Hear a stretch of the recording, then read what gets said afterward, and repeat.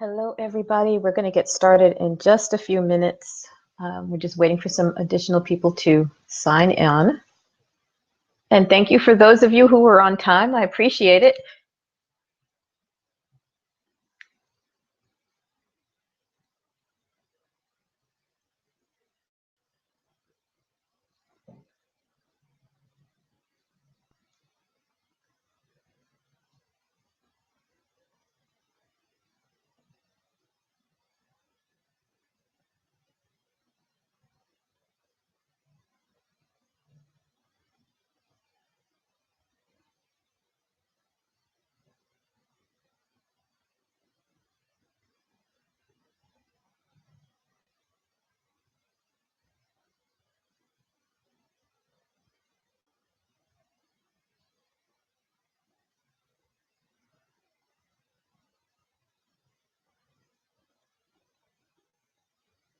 I'm going to wait one more minute. It's 7:01 right now. I'm going to wait till 7:02 and then get started.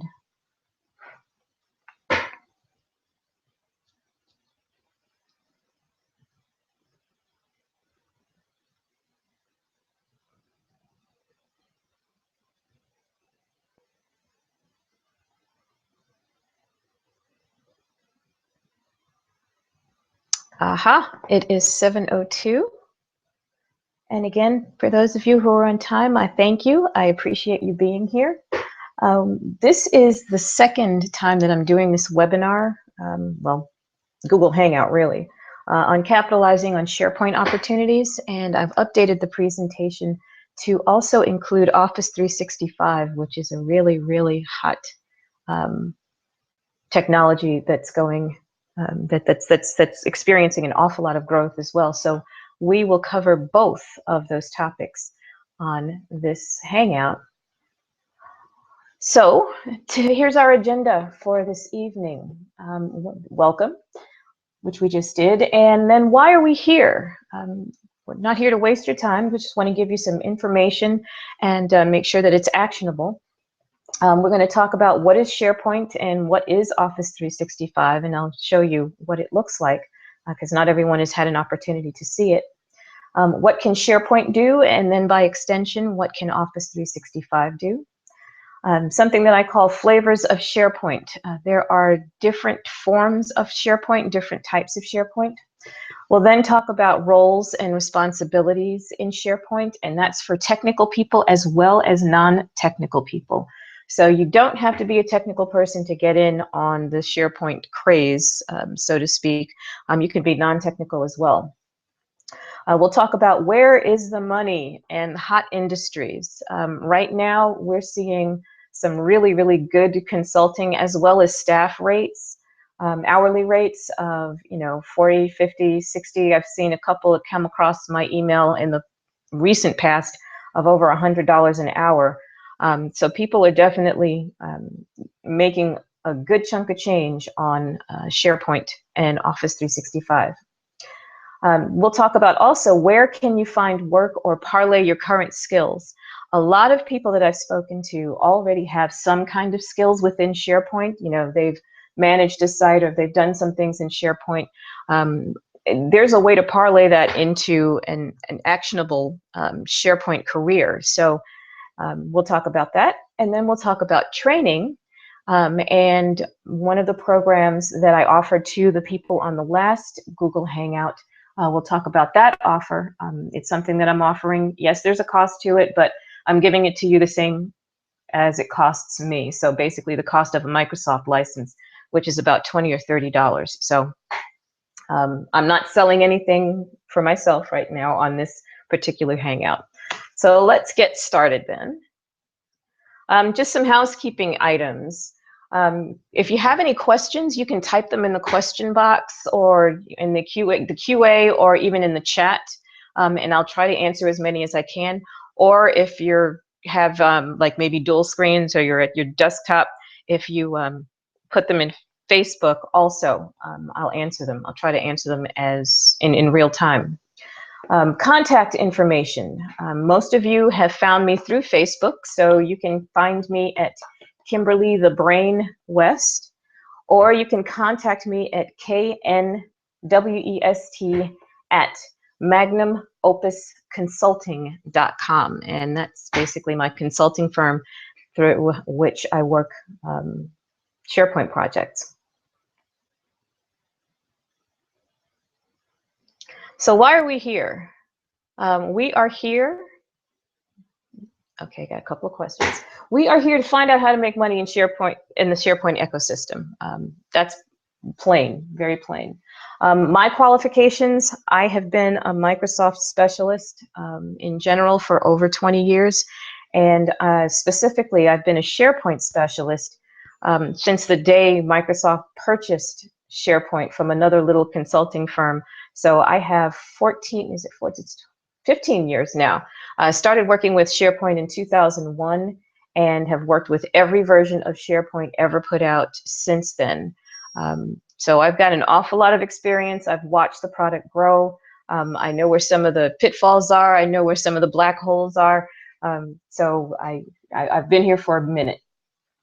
The other reason that we are here is that there is a shortage of SharePoint professionals, not just here in the United States, but worldwide. Firms and companies and healthcare industries they're having a difficult time finding people who are qualified and have the knowledge and sometimes even the experience to work with them in SharePoint. So unfortunately, a lot of people who are already in the organization wind up getting tagged. So it's, they have their job plus they become the default or de facto SharePoint person. And that's not what we want to do. We want to make sure that there's a steady stream of professionals that can address SharePoint and Office 365 considerations.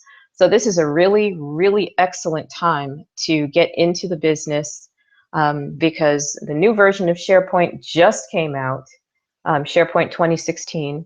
Office 365, which I'll show you again, which is Microsoft Office basically in the cloud, is taking off like gangbusters. And basically Microsoft has bet the farm on these two products. They have invested millions upon millions of dollars in developing these products, but also in making sure that there's an ecosystem and a way for consultants and other people who are not consultants, staff members, to make a good living. We're also here it's an opportunity to make money. Another thing, a lot of the projects that are coming out now are remote projects. And I know several of you had asked me about remote projects and, working remotely, working from home, etc. I'll be honest with you, I don't see most of my clients for months at a time, usually. Sometimes, a couple of weeks for special cases. But I do work from home, don't see these people for months at a time. So, it's lots of conference calls, lots of video calls, lots of online meetings, etc. But for the most part, most of my clients don't really care when I work as long as I attend meetings when they're scheduled and I get the job done. And there are a lot of, yeah, somebody said, yay, remote. Yeah, there are a lot of positions that are like that, especially in the Office 365 space because it's 100% in the cloud. And the other reason that we are here are billable rates. Billable rates I've seen starting at about $30 an hour, and I've seen rates go up to $100 or more an hour for highly specialized cases. So you're at 30 to 45, you're talking about entry level, 45 to about 60, you're talking mid-level, and then around 50 to 100, you're talking about people who have an awful lot of experience. So even as a newbie, you can definitely see, 35 to 45, $30 to $45 an hour is not bad. I think that's above the national average right now. So let's move on. What is SharePoint and what is Office 365? SharePoint is a part of the Microsoft pool of products. It's usually in the server line, and it's a browser-based collaboration and document management platform. Okay, so for those of you who don't speak geek, What it is, it's a way for people within a company to collaborate on documents together, to store documents according to certain criteria. For instance, if you're a healthcare industry, you want to store all of your prescription information in one repository, you can do that. For those of you who've been in corporate, and I think everybody's probably had at least one corporate job, if you go to it's kind of like your shared drive, that place that you go to share all of your information. This is actually what is replacing the shared drive. At least that's what Microsoft would love to have you believe. So that's what SharePoint is, and that's really the quick and dirty, non-technical version of it. SharePoint is also capable of automating processes. So if you have a process, for instance, you're onboarding a new employee and you need a form to be filled out so that that employee gets their laptop, they get their phone, they get their network credentials, etc., things of that nature. You can actually create the form in SharePoint and route it electronically to all of the people who need to approve the request, as well as all of the people who need to prepare the equipment and each step for each thing that this employee would need. So it's done an awful lot for automation. In fact, I think one of the projects that I worked on was taking a process that took anywhere from 12 to 24 months, and through SharePoint workflows and just basically automating it. Barbara, good question. Give me 1 second. We basically took it from a 12 to 24 month process and boiled it down to a 60-day process, which increased the efficiency of the organization. And that's another good question. Increase the efficiency of the organization and basically stop sneakernet. You know, when you have that paper form and you're walking around and you have to get signatures from everybody, it put an end to that. So we were collecting electronic signatures and things of that nature and just routing the form electronically. We have a question from Barbara. If SharePoint has been around for over 15 years, why is it just now blowing up? That's a great question, Barbara.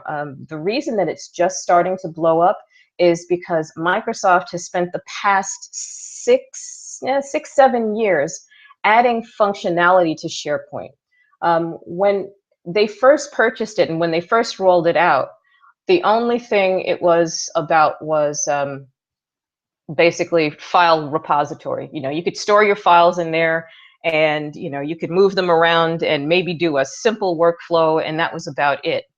But what Microsoft has done is they've put together an entire team of people to add functionality to it. So now SharePoint doesn't look anything like SharePoint did in 2001. There are literally hundreds more things that you can do with SharePoint now than you could back in 2001. And for those who are really technical, you can actually create applications in SharePoint. So it's an application development tool as well, just like Visual Studio. And it does use Visual Studio, but you can create applications with it. So Barbara, I hope that answers your question. If not, then ping me again in the questions. But yeah, the functionality has increased exponentially, and that's why it's just now blowing up. Plus, let's face it, Microsoft has put a huge marketing campaign behind SharePoint and Office 365. And in true Microsoft fashion, I love them and I do a lot of work on Microsoft products, but in true Microsoft fashion, they're kind of forcing people to go to SharePoint and the cloud. So that's the other reason. It's getting more visibility. Okay, great. I did answer your question. Office 365. So what is Office 365? Office 365 is Microsoft's probably one of their newer products because it's only been around for about 6 or 7 years. It's basically Microsoft Office in the cloud. So you have Word, you have Excel, you have PowerPoint. What else? You have Access, you have Publisher, all of those things. Remember when you used to have to purchase a CD or a DVD, and you had your key and you'd stick it in your computer and you'd go ahead and you'd upload, you'd download whatever, and you'd install it. And you paid a fortune for that one little DVD, because I think at that point it was like $400 or $500 for Microsoft Office. They've kind of done away with that. And what they've done is they've created an online subscription-based portal where you can obviously purchase Microsoft Office and run it in the cloud. And you can run it on up to 5 different devices. So you can have Microsoft Word, Excel, PowerPoint, etc. on your laptop, your phone, whether it's a Droid or an iPhone. They work on both. You can have it on your tablet. You can be all over the place, all over the world. Yeah, exactly. Software as a service. Thank you, Alfred. Yeah, I'm trying to keep this not too technical. But you have all of these applications now at your fingertips. Instead of being tied to your laptop or your desktop at home or at work, you can be free to roam about the world, quite frankly. Office 365 also includes SharePoint Online, which is the other product that is blowing up like crazy, because so many businesses are moving away from the on-premise version of SharePoint to the cloud version of SharePoint. And that's something that I will touch on in a couple of slides under flavors of SharePoint. Office 365 also includes OneDrive. And OneDrive is cloud storage. So if you're familiar with Box.com and things like that, it's the same thing, only it's a Microsoft product. It allows you to sync your documents. So for instance, if you have a document in your personal OneDrive account and you don't have, you're not going to have access to the internet for a little while. So that's the problem. So you download it, put it on your laptop, your tablet, your phone, wherever you want to download it to. You disconnect from the internet, you get on your plane. I like to use that analogy. You're having a cross-country flight. You're not going to be able to access the internet for 5 hours. You download it to your laptop, your tablet, your phone, however you want to manipulate it. And then you're able to work on that document and make edits to it, etc., while you are offline. Then when you get back online, you just hit the little sync button and it syncs up with the document in the cloud. So you can capture all of your changes and put them back up in the cloud. So basically, OneDrive allows you to have your documents available almost anywhere. And it allows you to work offline and make changes to those documents so that you can keep them uploaded. Is there a SharePoint version for Macs? If it is, which is more marketable as a skill set? Actually, we're going to get into that. That was a question that just came about. We're going to get into that a little bit later. To answer the first part of your question, though, SharePoint is browser-based, so it doesn't install on your computer at all. It's run through, Internet Explorer or Chrome or whatever browser that you use. So yes, it's available for Macs. It's available for everyone, quite frankly. And the marketable skill sets we're going to get into in a couple of slides.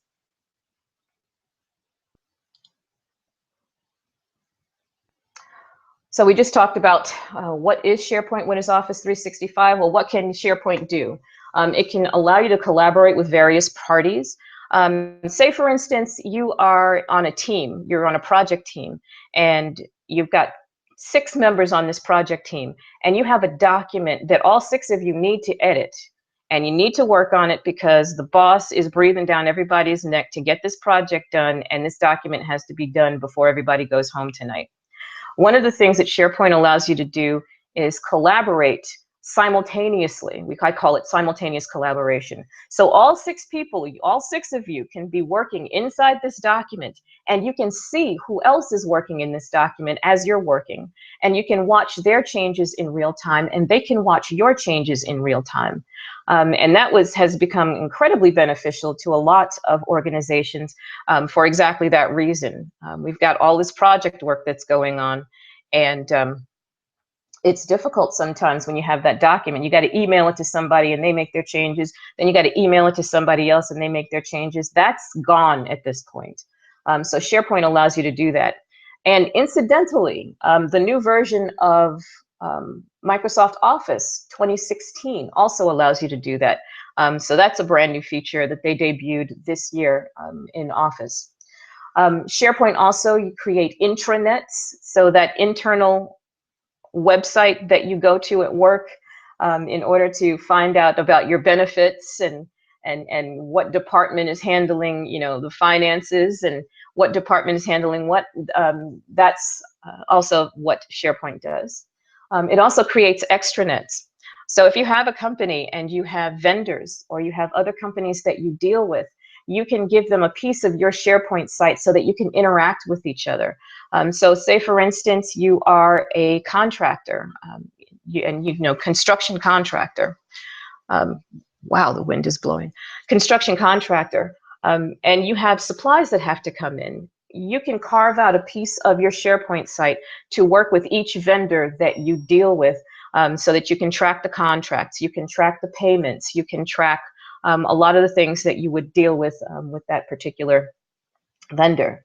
SharePoint is also capable of creating e-commerce solutions, although quite frankly, I'll be honest with you, there are better tools on the market than SharePoint for creating e-commerce. I think, oh, you're welcome.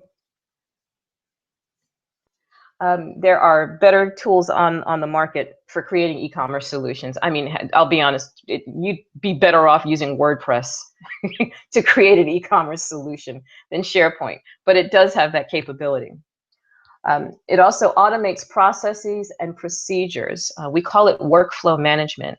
And again, to go back to the example we used earlier, say you have the onboarding situation and you have that paper form that needs to be filled out so that the employee can get all of the things that they need from IT, from human resources, you know, the human resources package, they can get their security badge, etc. We can take that entire onboarding process and automate it through a workflow in SharePoint, as well as capture electronic signatures. We can also create websites. I'll bet you didn't know that the last iteration of Kroger's website, for those of you who live in the South and certain parts of the Northwest, Kroger's site was a SharePoint site. Ferrari, if you look up Ferrari.com, guess what? That's a SharePoint site. So it is possible to create some really, really cool and dynamic websites, because quite frankly, SharePoint is incredibly ugly. It's butt ugly out of the box. It really is. It's just not aesthetically pleasing at all. In fact, here you go. Oh, here we go. That's what SharePoint looks like out of the box. It's just, and this is actually one of my test sites. It's not the prettiest thing in the world, but you go to something like this.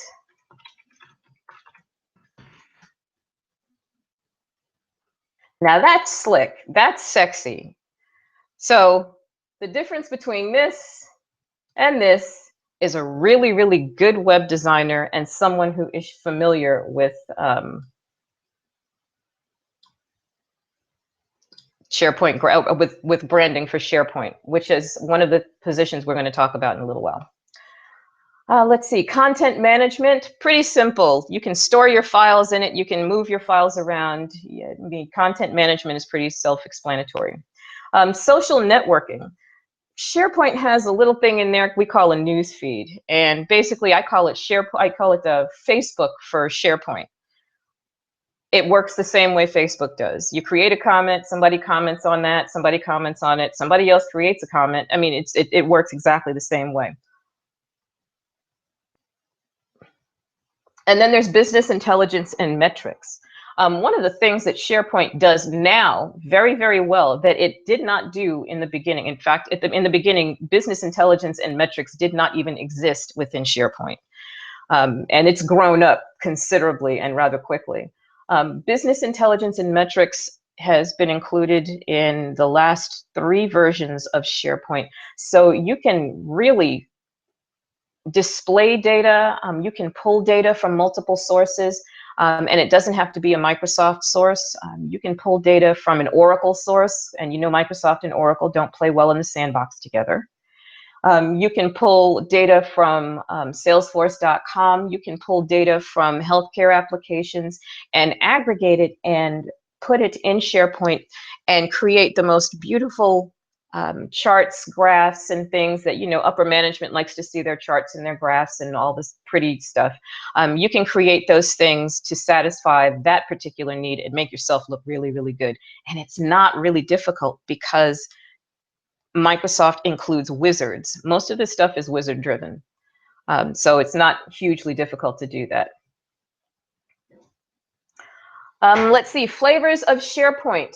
There are 3 flavors of SharePoint. We have on-premise, cloud-based, and hybrid. On-premise means that an organization has gone out and made an enormous investment in servers, usually blade servers at this point, storage, individuals to install and implement those servers and that storage, another person to install SharePoint and manage it, another person to install SQL Server and management, and all of the other different components that are part of SharePoint on-premise. And one of the reasons that so many people are moving to SharePoint in the cloud is because the cost of entry for SharePoint on-premise can be astronomical. It is absolutely prohibitive for most small businesses. It is definitely prohibitive for micro businesses. And medium businesses are kind of like, don't know if we want to, you know, do on-prem or in the cloud. But on-premise gives you much more control. It has more features, but the features that it has, quite frankly, a lot of organizations are not missing too much versus in the cloud. So that's the thing about on-premise. The cloud-based solution, with that, you don't have to buy any servers. You don't have to buy any storage. You don't need anybody to set those servers up. You don't need anyone to manage your SQL farm, which is the database backend, because quite frankly, Microsoft does it for you. There is no installation of any kind of software since it is all completely browser-based. So it's 100% in the cloud. For small and medium businesses, it's a great money and time saver. It's easy to manage. So instead of possibly having, you know, 3 people to manage on-premise SharePoint for various reasons, you can just have one person manage your cloud-based SharePoint and you're good to go. The last version, which is becoming a little more popular, is the hybrid, which is a hybrid of on-premise and cloud-based solutions. So it's kind of like half on-premise, half cloud. And why would an organization want to do that? They may want to keep all of their employee information on-premise for security reasons. And I have seen this in financial institutions as well as healthcare institutions. As well as be able to interact with their customers, clients, or vendors in the cloud. So that's a perfect model for why a business might want to do a hybridized situation. So you've got half on-premise and half in the cloud.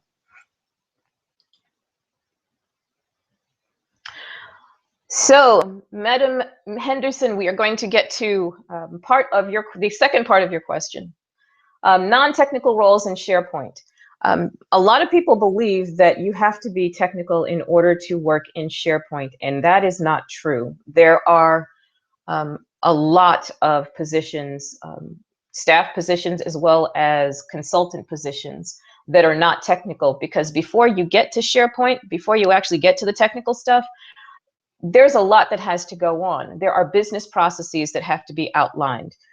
There are requirements that have to be written. There's project management that has to be done. Eventually, there has to be QA that's going to be done. You're going to need a technical writer for some projects. You may need a trainer. Someone has to write the training. So these are all non-technical roles within SharePoint. So if you have any experience or any desire to be in the SharePoint or even Office 365 world and you're not technical, You can do business analysis, and that's, you're going to be gathering a lot of the business requirements. And notice I said the business requirements. What I always tell people is let the SharePoint experts do what they do. You give us your requirements as a business, what you want your business to do, and we'll translate it into a viable SharePoint solution. So business analysts do not have to be deeply technical at all. You do have to be somewhat familiar with SharePoint, like know what it looks like. That always helps. Project manager. Let's face it, project management methodology as per PMI is the same here in the United States as it is in China, as it is in Bangladesh. Okay, I know I'm mixing countries and cities, but project management methodology does not change. So if you're a project manager and you want to kind of make that segue into SharePoint, it's an easy segue because, IPEMC, initiate, plan, execute, monitoring and controlling, and close. See, Alfred, I remembered. So project manager roles are also very, very, very prevalent in the SharePoint and Office 365 world. QA, quality analysis. Someone has to make sure this thing works from the end user standpoint. So for that, you definitely don't have to be technical. What you have to do is be able to take the information and the requirements from, sorry, I just got a couple of questions. Take the requirements from the business analyst and go through your quality analysis and report the results out for that. So that's another non-technical. Technical writer. Even though it says technical writer, a technical writer really is not technical. It's just that they're writing on technical stuff, at least in the SharePoint world. So you're shadowing the technical people, you're shadowing the analyst, you're shadowing the project manager, you're gathering all of the information that needs to be gathered for either writing requirements and functionality documentation, or for training documentation. Those are the two big areas for technical writers in SharePoint and Office 365. And the last one is end user trainer for non-technical people. Someone's got to show folks how to use SharePoint. And if you have an aptitude for it, if you've kind of like worked in SharePoint before, if you seem to be the SharePoint go-to person or the Office 365 go-to person, then that's a perfect role for you. Most trainers are remote, they are mobile because there's training all over the place. There's also an awful lot of online training that goes on. So if you don't mind, hooking up a microphone to a laptop and teaching a class from the comfort of your own living room, you can do that as well. Question, does SharePoint still have version control for document repositories? Oh my gosh, yes. If they got rid of that, I think we'd all tear our hair out. Thank you, Alfred. What Alfred is referring to is version control. So basically, you have a document and 25 people have made adjustments, edits, etc. to this document. So how do you know what's the latest version of the document and what happens if you need to revert back to one of the earlier versions of that document? Version control within SharePoint allows you to do exactly that. Go back to, the 25th version is going to be the latest version, but it allows you to go back to the second version and see who made the changes on that. It allows you to go back to the 6th version, the 10th version, all the way up to, I think the default is like 500, but who wants 500 versions of their document? So that's a huge help for a lot of organizations. And there's also an audit trail, so you can always see who made the edit, what time they made the edit, what day they made the edit, and what size the document is. Let's see. Okay, no questions. So those are the non-technical roles within SharePoint. So those are the marketable skills that we're taking a look at, that we're looking at. Analyst or business analysis, project management, QA, technical writing, and training. For those of you who are on that are technical people, there are technical roles in SharePoint. You have consultant, architect, developer, database administrator, administrator, and graphics. If you're a technical person, you already know exactly what all of these terms are, but I want to call your attention to consultant and architect. You cannot be an architect, obviously, in your first SharePoint implementation or your first Office 365. It takes a couple of years and a lot of experience to be considered an architect. But I do think it's worth trying to get to that point, because the architect is the highest level of SharePoint and Office 365 consulting, and that's where the insane rates are. Again, just stupid rates. And I'll also go into where you can find work and how to find work a little bit later on. For on-prem, we've got database administrators. Developers are both on-prem as well as in the cloud. Consultant is a general term, basically. Everybody's looking for a consultant. So these are some of, and this is not an exhaustive list, these are some of the technical roles that are in SharePoint. If you're a non-technical person and you're looking to move into the technical portion of SharePoint, because quite frankly, that's where more money is, I strongly suggest you start as an administrator. As an administrator, you'll get an opportunity to see inside SharePoint and to see all of the different facets of SharePoint, and kind of take a look at how it really works. And then you can make a decision whether or not you want to stay in administration and then, you know, develop yourself into a consultant and then an architect, or whether you want to go into graphics, because again, SharePoint out of the box, as I showed you before, is not the prettiest thing, but a good graphics artist can begin to learn about branding SharePoint, and that's another very hot area, because not a lot of people know how to brand SharePoint or Office 365. It is a highly specialized skill set. So if you're good with graphics and you're already technical and you don't mind learning a few things about SharePoint, my phone keeps ringing, then that's the area you should go into. Also, as an administrator, you may decide that you want to become a developer or a database administrator. A developer is someone who customizes SharePoint. I mean, writes hardcore code, and I do mean hard. You are in Visual Studio all day. We used to call them, oh gosh, data monkeys. You're in Visual Studio all day, heads down, writing code. I've done it before. I hate doing it. I like the consultant and the architect positions much more than I like any of the others. So that's what I've decided to specialize in.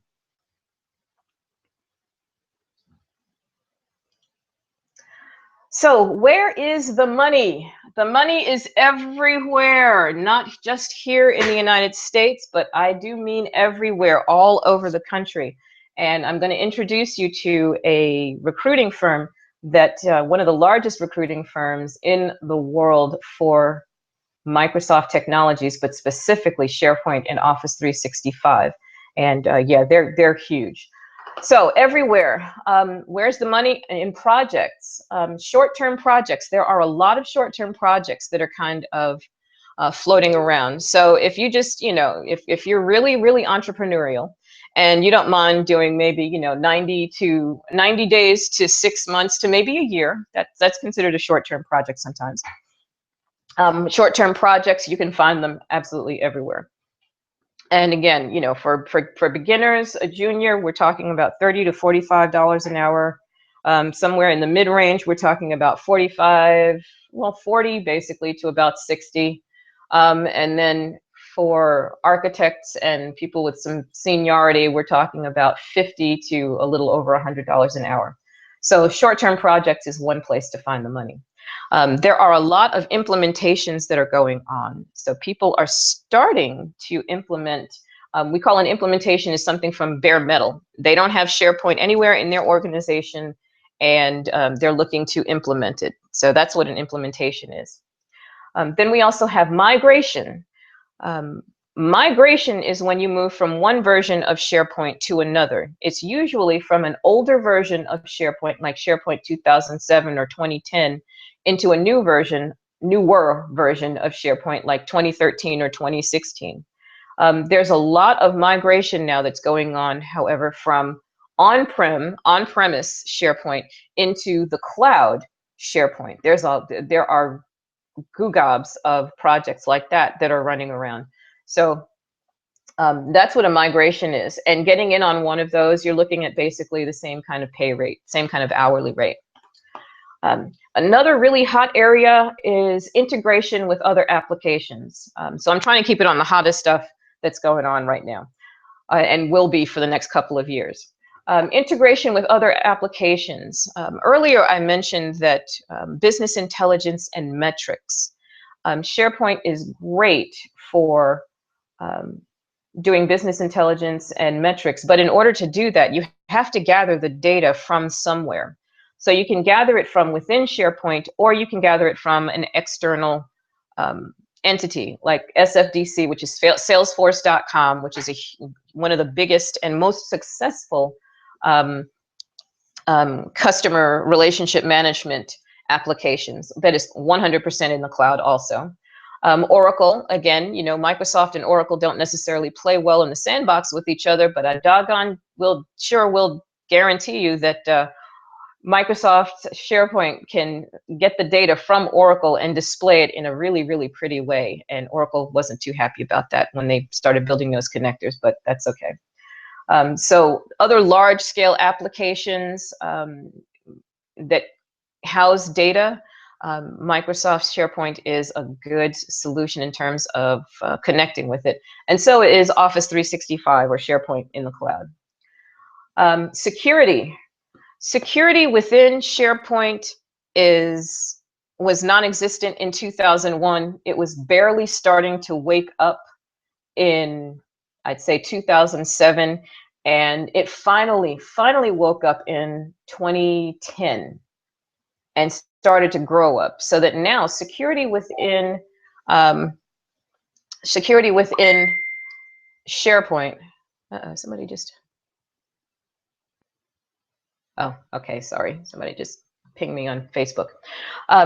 Security, specifically for like financial institutions and healthcare, is big business within SharePoint. And if you are adept or learn to be adept at manipulating security and protocols and some other things within SharePoint, that's a really good niche as well.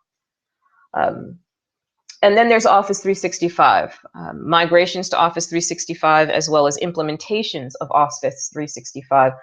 That's also another place where the money is. So what are the hot industries right now? As I'm sure you would probably guess, healthcare is huge. Healthcare is enormous. In fact, I just had a contract nurse tell me the other day that her hospital was looking for a SharePoint project manager, and that was paying about $75 an hour. Again, though, with healthcare, you do have to know a little bit about security, but since most of the stuff within SharePoint and Office 365 is wizard, you don't have to, you don't have to write hard code in order to get to it. Security is also a big industry, and when I say security, I'm talking about security of documents, security like shredding documents, securing data, things of that nature. Another huge area. Banking, again, the financial industries are very hot. And just about everyone in the Fortune 500, not everyone, but the vast majority of the Fortune 500 has some flavor of SharePoint. So if you're looking to go corporate, and I'll be honest with you, I see job offers from Coca-Cola, well, not job offers, but I see solicitations from companies like Coca-Cola and Georgia Pacific, and large companies like that all the time. So if you're looking to go the corporate route, you don't always have to go the remote route, but if you're looking to go the corporate route, there is more than enough work to go around. So where can you find work? Traditional sources of finding work. The traditional one, Nigel Frank. And I told you I was going to tell you about the largest largest Microsoft SharePoint Office 365 recruiter probably in the country. No, definitely in the country, probably in the world. Nigel Frank. You've never even heard of this company, have you? Nigel Frank is the organization. They get the big bucks. I mean, they have the contracts that are major dollars. I've never seen anything, and maybe it's because of my setup, I've never seen anything come out of Nigel Frank that was less than $80,000 a year. Never. So and if you're looking to, work internationally, they're definitely a great company to link up with and, start to form a relationship with, because they have offices on, I believe, 5 continents.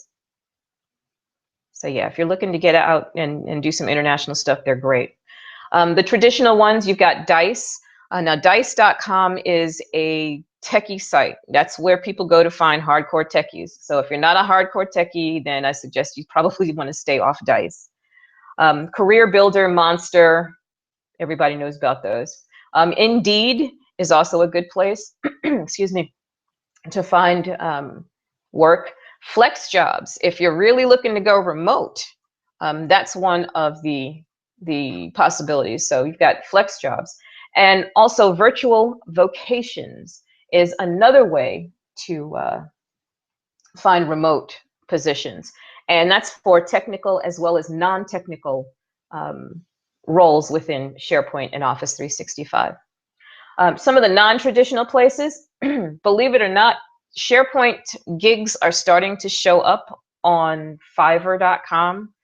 I was shocked to see SharePoint kind of show up on Fiverr.com because it's a more involved kind of gig. It's a more involved kind of work.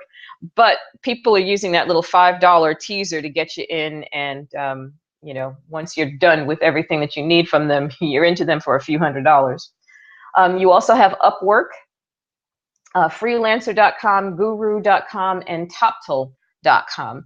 And all of these are basically freelancer kind of sites where you can get your own contracts, work your own contracts, not have to worry about recruiting firms or even worry about having a boss, working, breathing down your neck. But that's if you have, that entrepreneurial spirit and you've got that kind of energy. So those are some of the sources where you can find work. So let's see. Where do we find contracts? I call this SharePoint requests in 24 hours, but it's actually less than 20. Yeah, it's a little less than 24 hours. In a given day on my recruiting email, I have a separate email for recruiters. I will see no less than 20 solicitations for projects or for positions that are open. So it's very brisk. And sometimes I will get hit up by the same recruiter 3 or 4 times because, in a month, because they haven't found anyone to fill that particular position, which is why I was saying about the shortage.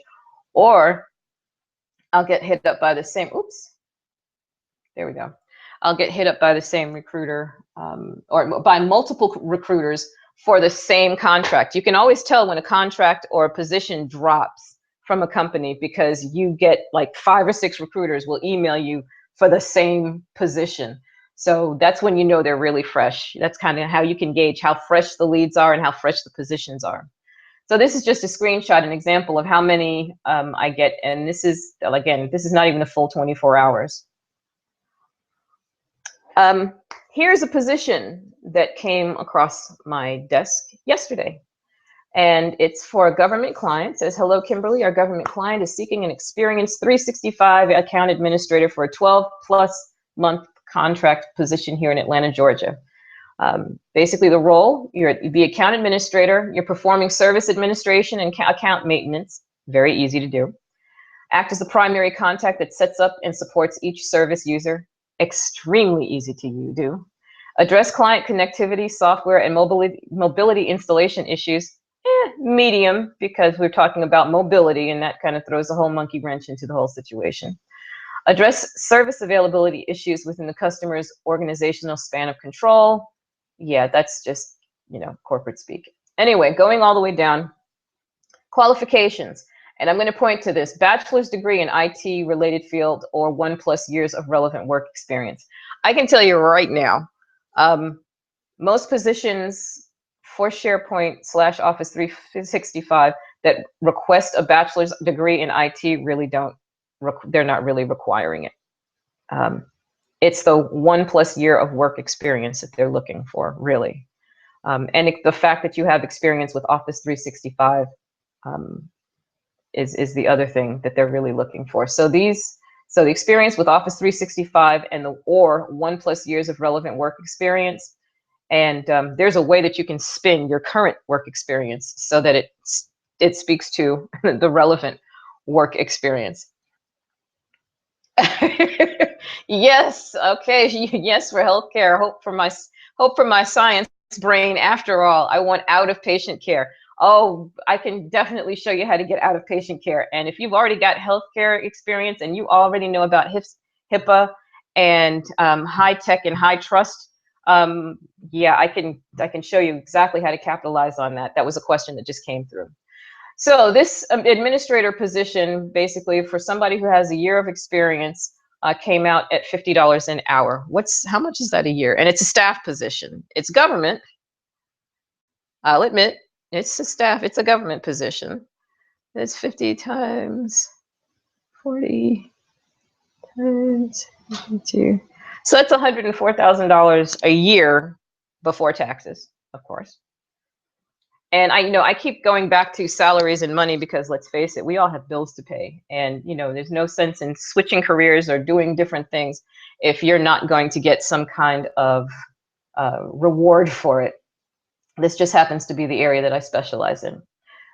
So how do you parlay your current skills? What current skills do you possibly have that you might be able to parlay into a SharePoint career of some sort? Let's start with the end user. And that's somebody who currently uses SharePoint in their organization or as a consultant. You find that people, people come to you for advice all the time and information on SharePoint. You've built a couple of things, you know how to set up a couple of things, you know how to set up a document library, and you know the difference between a web part and a web application. And quite frankly, I could teach you that inside of 5 minutes. Someone like that, you could start to segue into administration. And that's where you start to kind of figure out where exactly do I want to go with this whole SharePoint thing. For someone, I'm going to use one of our participants right now. She is in healthcare. Again, she's been in patient care.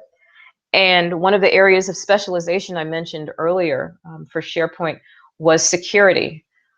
You could really do quite well as a security specialist for SharePoint with regard to the healthcare industry, because you've been working with it already. So the learning curve, you would have no learning curve on the compliance issues. You would just have to learn how SharePoint works. And that's a very, very easy and quick segue. So let's talk about that. And you know who I'm talking to. If you are a project manager, or you have project management skills and or experience, or you're a business analyst, or you have business analyst skills or experience, all you need to do is get on one SharePoint project, and that kind of like blows the door open.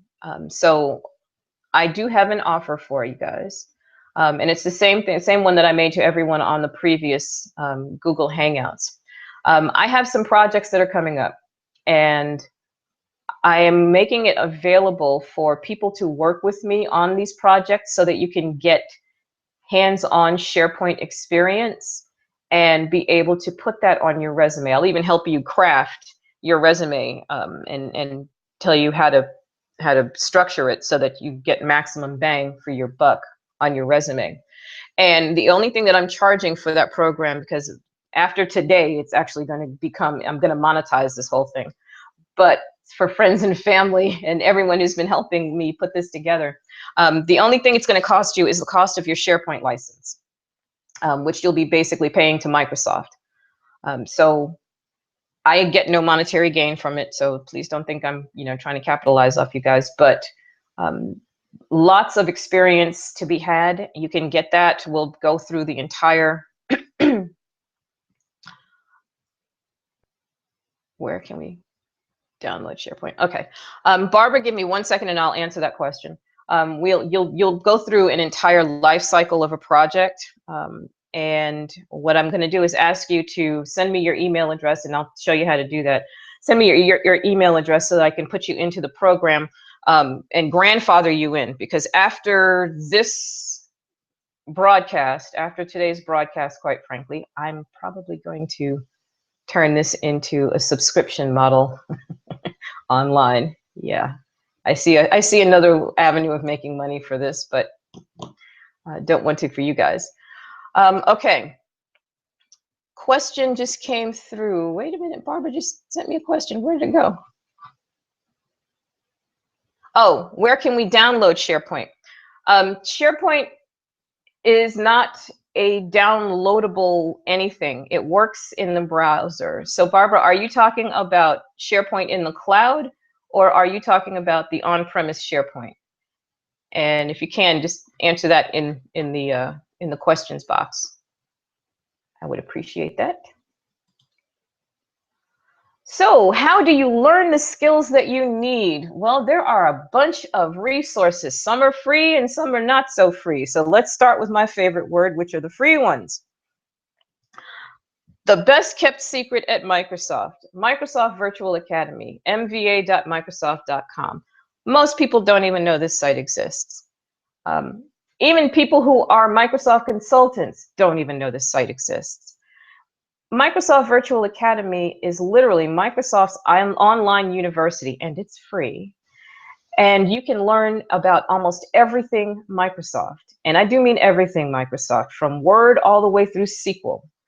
For those, yeah, SQL being the high technical thing and Word being the lowest technical thing. So check out Microsoft Virtual Academy and see what you can find over there.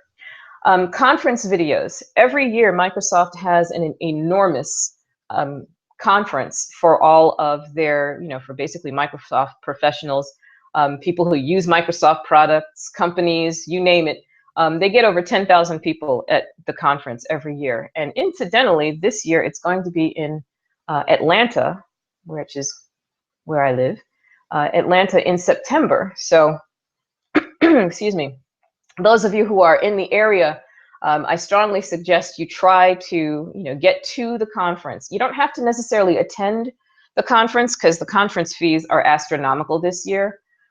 Even the fee just to be on the exhibit floor, which is my favorite place because you get the most dirt and you get the most information about what's going on the exhibit floor. Even the exhibit floor tickets are $300 this year. So I think Microsoft has somewhat lost their minds. Got another question in. Give me 1 second. Some of the questions and comments that are coming in are a little too funny. But at this conference every year, they film the videos from each one of these sessions. So if you can't afford to go to the conference, and a lot of people can't, I think registration this year is $2,200. I'm not sure even I'm going to go to the conference, but I'll be on the exhibit floor for $300. Their conference videos are always available, and you can go back and watch the video from all the different sessions for all of the different products.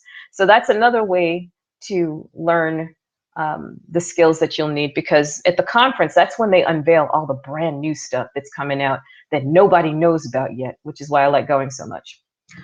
There's another site called SharePoint-tutorial.net. And they have different tutorials on SharePoint. And yes, I can send you guys a list of these resources. There's also Visual SP. Now, Visual SP has two flavors. You'll see that it's in free resources and it's also in not so free resources. Visual SP has free videos. They do all video training online.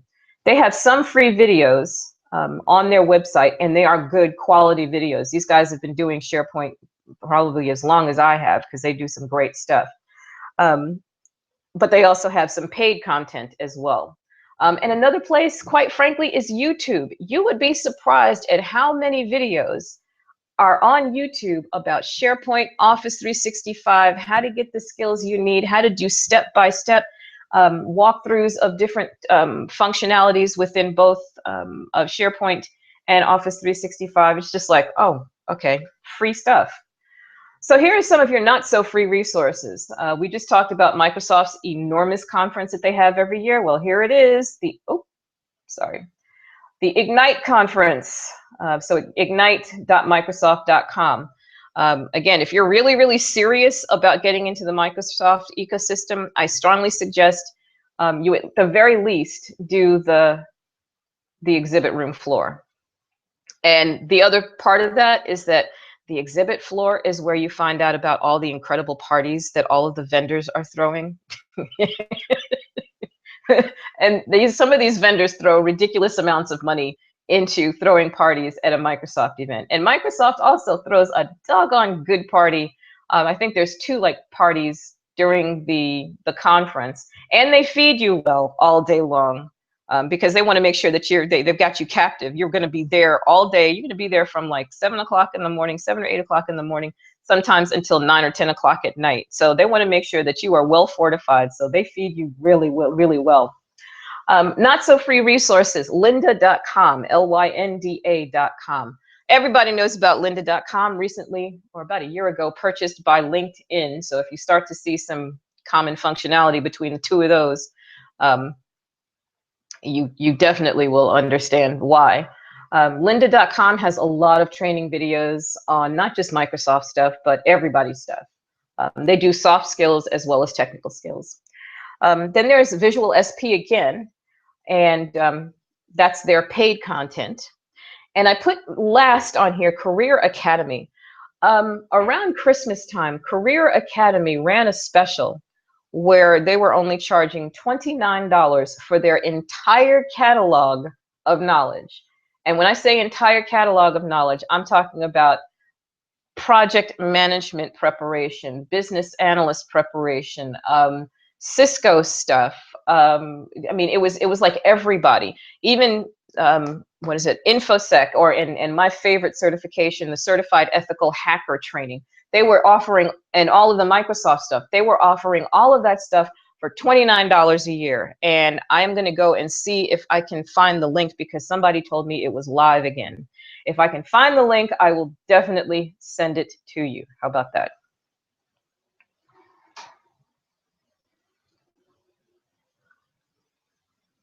Okay, so I told you that I was going to do a program for the cost of your Microsoft license, so it's no monetary gain to me, but there are some prerequisites. If you are interested in gaining some hands-on experience in SharePoint as a technical person or a non-technical person, because I have things to do I have some tasks for both, then I would love for you to join me on, a project or even a simulated project that I'm running. But there are some prerequisites. To participate, you must have 2 to 4 hours a week to devote to the program. And that's not necessarily working on the program, but you're going to want to study, or you're going to want to take a look at some information and learn some things. So you're not really working for me for 2 hours, 2 to 4 hours a week. More of it is going to be that you're learning.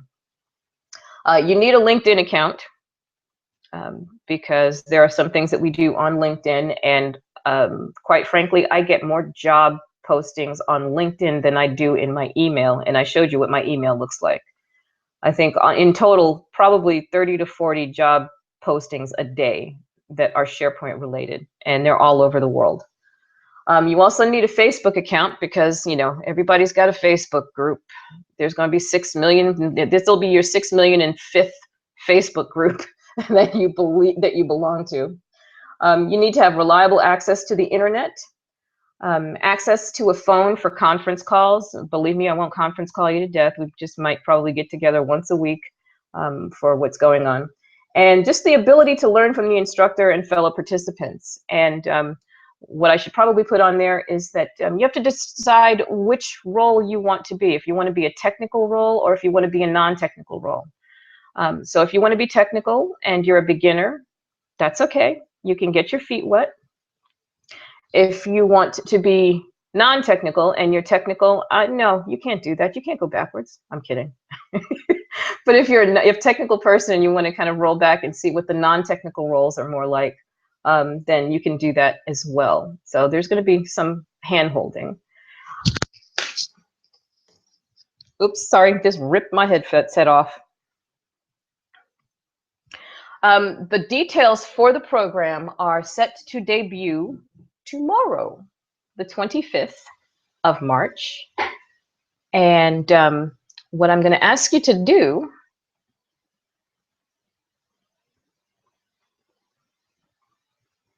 you know what, this is terrible when you have your own presentation and you don't put the slide in there that's the most important one.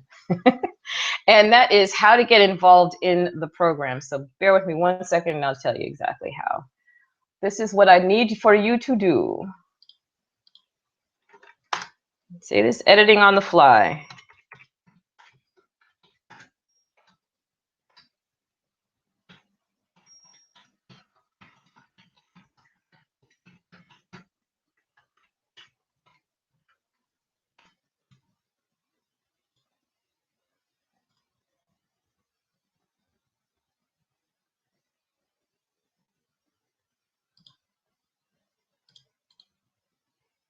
I don't know why it linked part of it and didn't link the rest of it. There we go.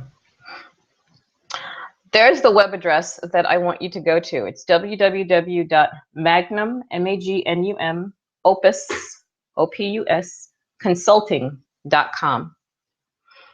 And when you go there, you are going to be prompted to enter your name and your email address.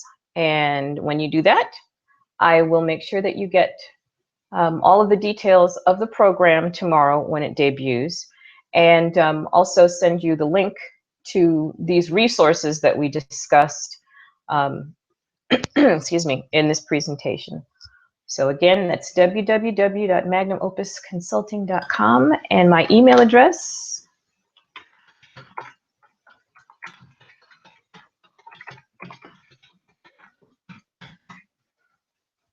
is knwest@magnumopusconsulting.com as well.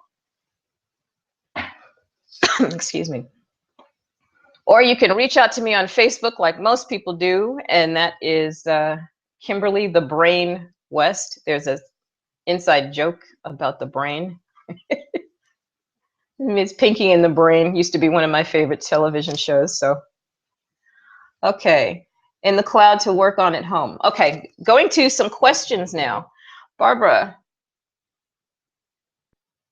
I agreed with YouTube. Been in there for the last 2 days watching videos. Yeah, it's a great place to find free content of all kinds. Some you want, some you don't want. Where can you download SharePoint in the cloud to work on at home? Okay, again, SharePoint is not something that is downloadable. What you would have to do is go to the Office 365 website and just Google Office 365. And it's on Microsoft's website. And you would sign up for one of the Office 365 plans that has SharePoint involved, that has SharePoint integrated in it. In fact, I already have it up, so let me bring this over. There we go.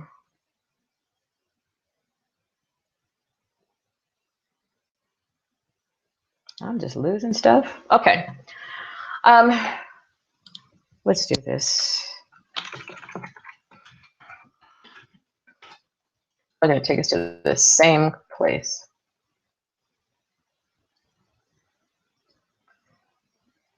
Let's add subscription. There we go. Now, with Office 365, there are multiple, and when I say multiple, I think in total there are, I think like 8 or somewhere between 8 and 10 different versions of Office 365 than you could possibly purchase. I will tell you right now, Office 365 for the home and personal do not include SharePoint. In order for you to have SharePoint included, you have to go for one of the student versions, or you have to go for one of the business versions, or the what I call enterprise versions. So,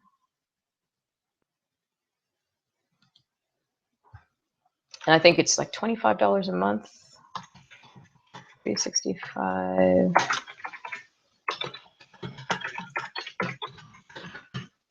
$365 enterprise subscriptions. Yeah, that's what we're looking for.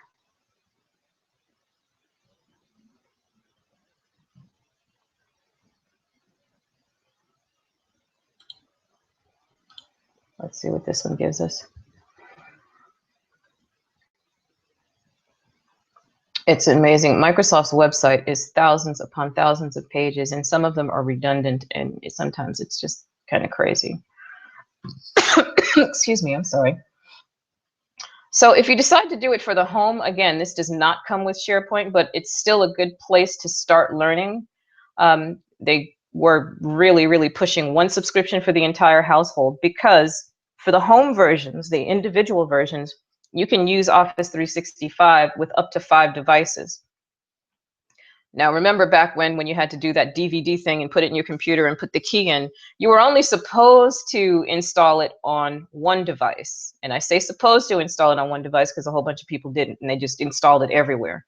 And eventually, if you use the key too many times, Microsoft would get wind of it, and they would shut it down, not allow you to install it anywhere anymore.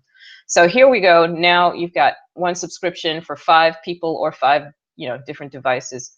So that becomes a lot more economical in terms of cost. Nope, that was not what I was looking for. I'm going to have to go to the E3.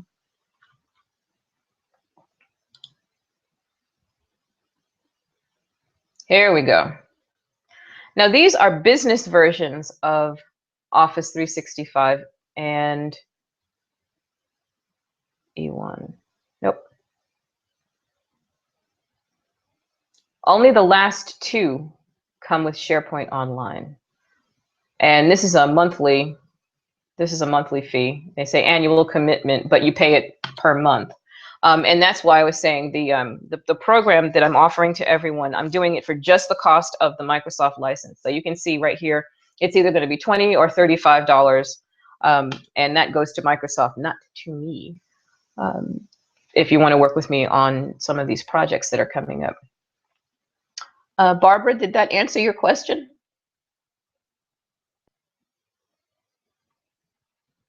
And while I'm waiting for her to answer, are there any other questions? Excuse me, I've got a terrible cold coming up. Are there any other questions or anything that you would like me to address or kind of go over before we break and close down our Google Hangouts for the evening?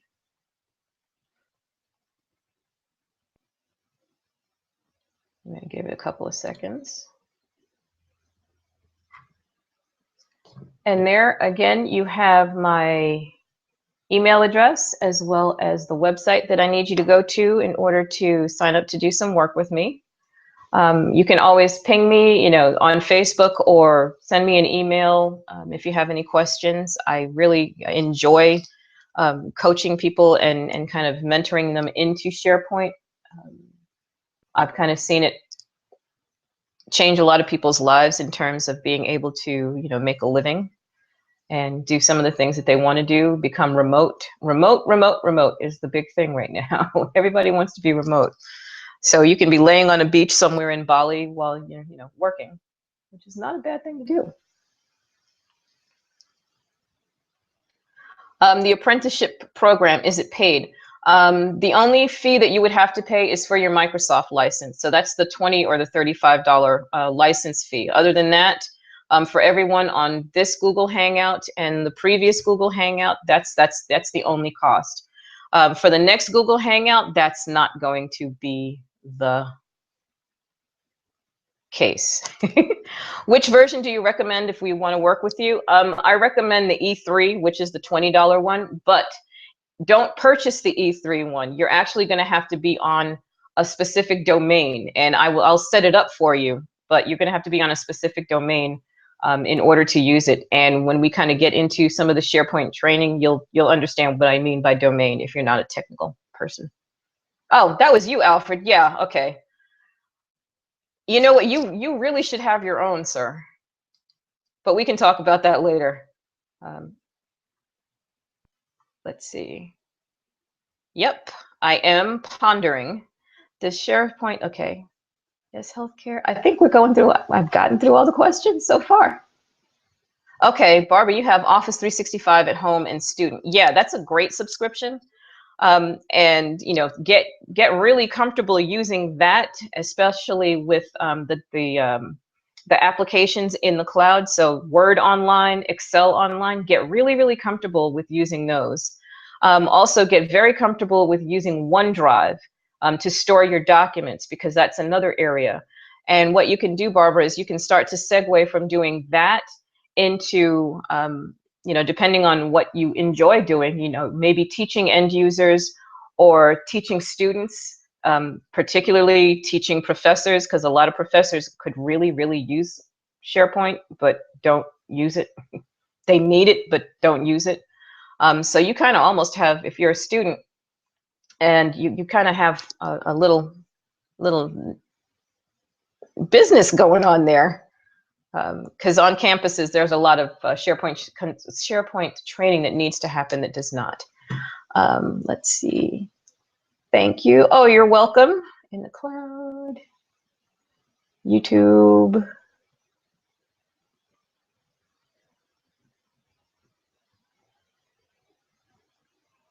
Oh, are you paid if you get selected to work on projects with me? If it's a simulated project, no. If it's a real project, then yes.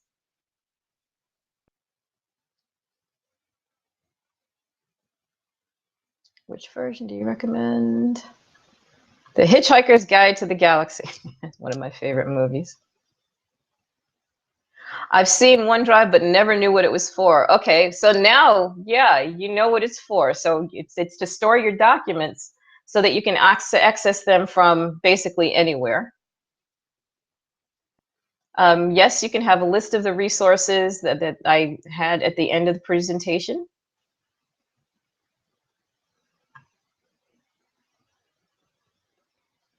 And Alfred, I will ping you a little bit later on, and we can talk about that last question. Anyone else?